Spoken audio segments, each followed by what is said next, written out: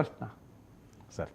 Sir మరొక వైపు మోదీ గారి కులంపై తెలంగాణ సీఎం చేస్తున్న వ్యాఖ్యలు, సో ఎవరిని కూడా ఇంకా వదిలిపెట్టే పరిస్థితి ఉండదా? సరే బాయ్, మీరు హ్యాపీగా వేలండి, కష్టపడండి, రాష్ట్రాన్ని అభివృద్ధి చేయండి అంటే ఎలక్షన్లు అయిపోయిన మరుసటి రోజు నుంచి కూడా మరి తెలుగు రాష్ట్రాల్లోనే ఉన్నదో దేశవ్యాప్తంగా ఉన్నదో ఈ పరిస్థితి తెలియదు, కానీ ఎంతసేపు కులం ఒకరినొకరు విమర్శించుకోవడం, హద్దులు మీరు మాట్లాడడం, మిగతా అంశాలు ఏమీ లేనట్లుగా చేస్తున్న పరిస్థితి. ఒకసారి బయట కూడా విందాం సార్ మోదీ కులంపై రేవంత్ రెడ్డి గారు చేసిన వ్యాఖ్యలు. బయట ప్లీజ్. బలైన వర్గాల ఈ జనాభా లెక్కలలో కేసీఆర్ కుటుంబం నమోదు చేయించుకోకపోతే సామాజిక బహిష్కరణ వాళ్ళకు శిక్ష. కులగణ సర్వేలో మోడీ గారు నేను బీసీని అంటాడు. మోడీ గారు వాస్తవంగా బీసీ కాదయా, లీగల్లీ కన్వర్టెడ్ బీసీ. నేను చాలా జాగ్రత్తగా పదం వాడుతున్నా, legally converted BC.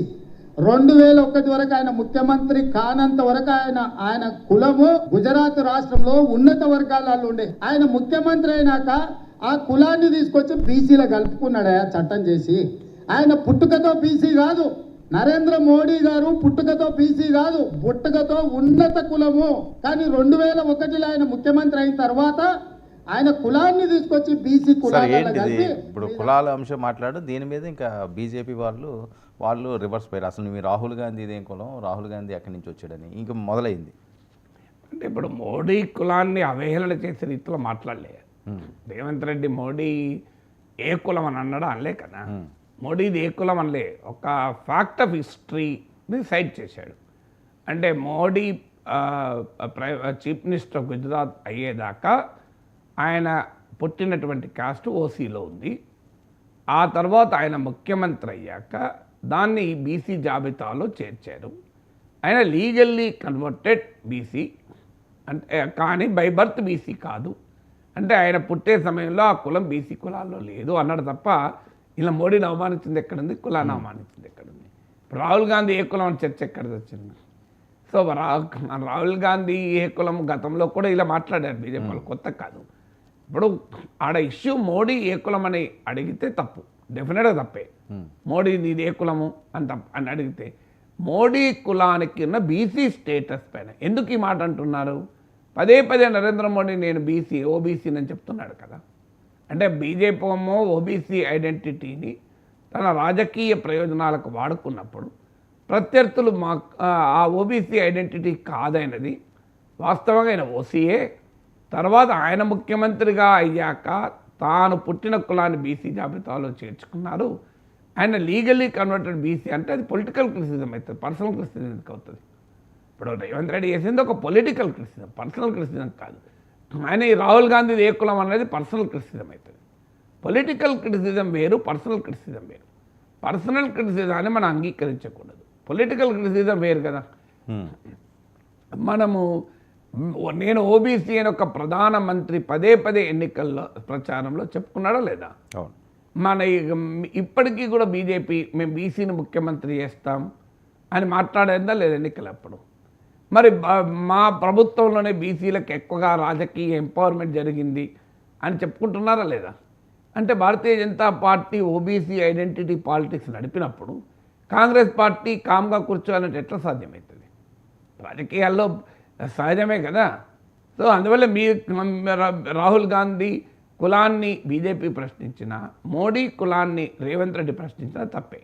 That is a personal attack. నీ కులం ఏది అనేది ఆయన కులంతో సంబంధం లేదు. మోడీని కులంతో చూడకూడదు. మోడీ ఈజ్ ఎ మోడీ, అందులో అనుమానం ఈజ్ ఎ ఫినామినన్. కానీ మరి బీజేపీ వాడుతోంది కదా మోడీ సామాజిక నేపథ్యాన్ని. మన రాజకీయాల్లో ఏంటంటే విచిత్రంగా ఉంటుంది, అడుగడుగున కులం వాడుతూ ఉంటారు.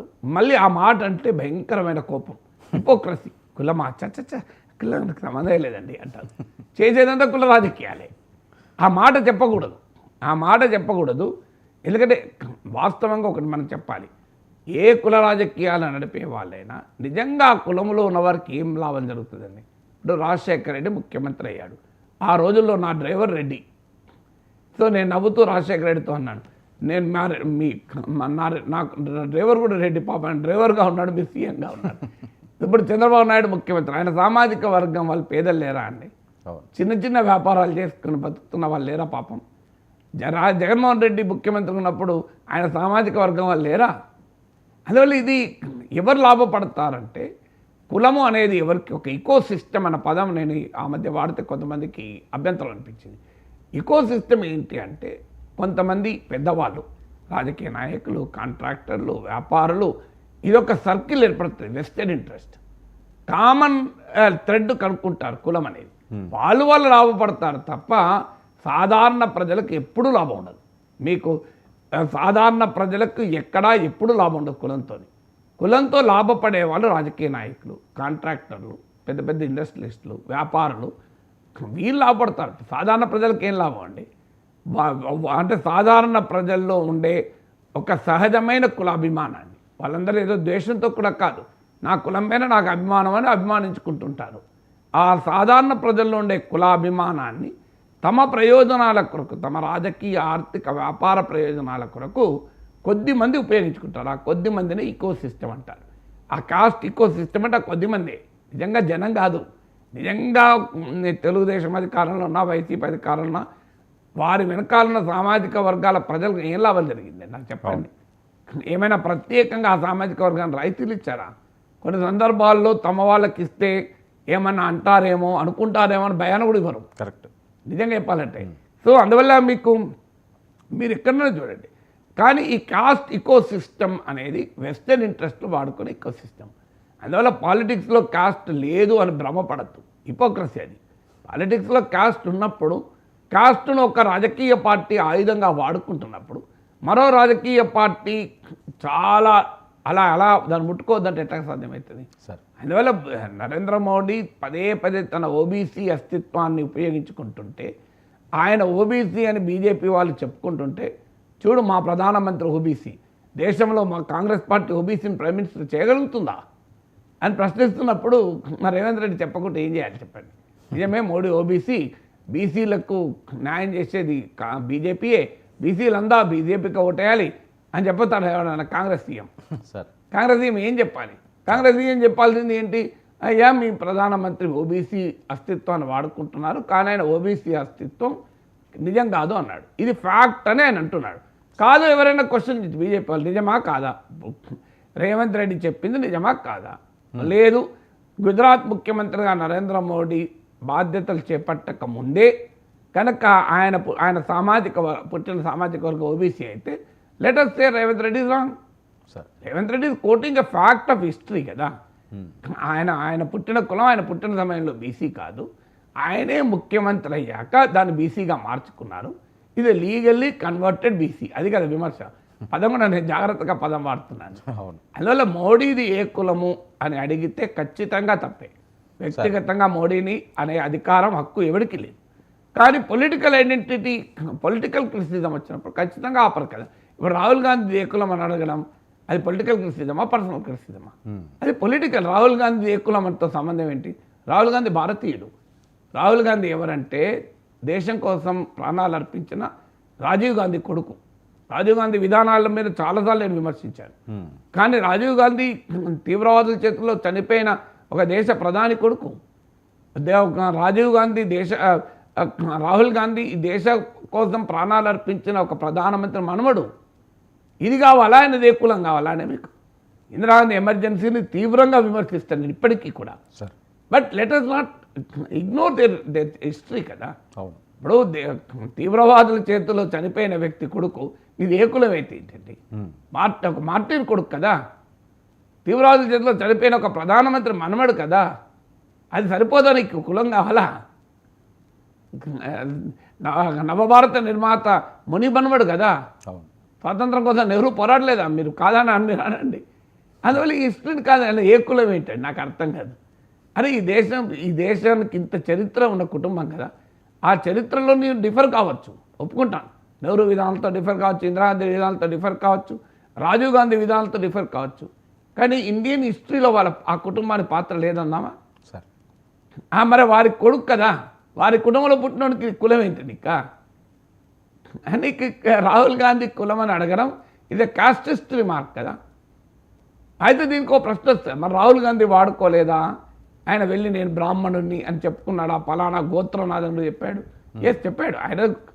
ఆయన మీద నిరంతరం అటాక్ వస్తే చెప్పిన మాట నిజం, దాంట్లో డౌట్ లేదు. అందువల్ల నీకు బీజేపీకి అధికారం ఉంటే కాంగ్రెస్కి ఉంటుంది, కాంగ్రెస్కి ఉంటే బీజేపీ కూడా ఉంటుంది. సార్ ఇలా నేను బీజేపీకి ఉండదని అంటలేం కదా, అవును. ఖచ్చితంగా బీజేపీ కూడా ఉంటుంది. కానీ పర్సనల్ క్రిటిసిజం ఎవరు చేయకూడదు. ఓకే రాహుల్ గాంధీది ఏ కులం అన్నది ఇష్యూ కాదు. సార్ మీకు క్యాస్ట్ సెన్సెస్ కాంగ్రెస్ అడుగుతోంది కనుక రాహుల్ గాంధీ కులం గురించి వచ్చిందండి. క్యాస్ట్ సెన్సెస్ అయితే రాహుల్ గాంధీ కులాన్ని కూడా లెక్కి తిరుగుకుంటారా? సార్ అంతా రాహుల్ గాంధీ ఏం చెప్తారో చెప్పరు. అందుకల్లా మీకు సీతారాం యేచూరి పార్లమెంట్లో మాట్లాడాడు, నేను తెలుగు బ్రాహ్మణ కుటుంబంలో తమిళనాడులో పెరిగిన మద్రాసులో నేను తెలుగు బ్రాహ్మణ కుటుంబంలో పుట్టాను.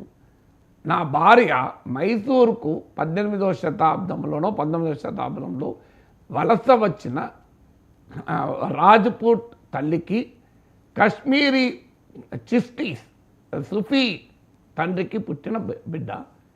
నా కొడుకు ఇది ఏ కులం అడిగారు పార్లమెంట్లో. ఈయన తెలుగు బ్రాహ్మణ్ ఫ్యామిలీ, ఆయన వైఫ్ పేరెంట్స్, ఆ తల్లి ఏమో మైసూర్కు మైగ్రేట్ అయిన రాజ్పుట్, భాష వేరు ప్రాంతం వేరు. ఆమె తన సీమా చిస్టియన్ ప్రఖ్యాత ఎడిటర్ ఆమె తండ్రేమో సుఫీ, కాశ్మీరీ సుఫీ. మరి ఇప్పుడు వాళ్ళది ఏ కులము అని పార్లమెంట్ అడిగారు సీతారాం యేచూరి. అందువల్ల మనము కులాల లెక్కలు వేయడం కాదు, కులాన్ని రాజకీయంగా వాడుకోవాలని చూసినప్పుడు అనివార్యంగా రెస్పాన్స్ వస్తుంది. అందుకే మళ్ళీ చెప్పేది, మోడీది ఏ కులం అని రేవంత్ రెడ్డి అడిగి ఉంటే అది ఖచ్చితంగా తప్పే. సార్ మోడీ కులం ఏంటండి? మోడీ భారత ప్రధానమంత్రి, 3 సార్లు భారతదేశంలో అప్రతిహతంగా గెలిచిన ప్రధానమంత్రి. మోడీ విధానాలపైన నువ్వు ఏమైనా మాట్లాడు, మోడీ కులం గురించి మాట్లాడాల్సిన అవసరం లేదు. కానీ మోడీ ఓబీ